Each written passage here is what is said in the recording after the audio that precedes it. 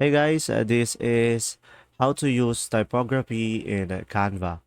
So, first thing that you will do is simply provide a text box.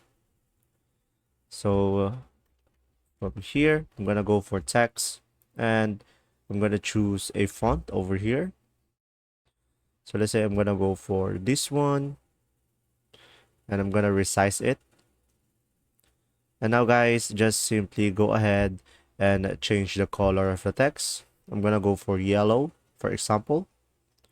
And from here, just simply go to effects and go to outline. And from here, just simply choose the same color, yellow. And now just simply right click on the text and duplicate it and move it into the middle. And now just simply go ahead and go to effects again. And after that, just simply go to shadow and make the offset 30. Make the direction 30 as well. And the blur 30 as well. And from here, the transparency all the way to 100. And from here, just choose a color that you prefer. So click on this. And let's say I'm going to go for a little bit of red. And there you go. If this video was helpful, please like and subscribe. And thanks for watching.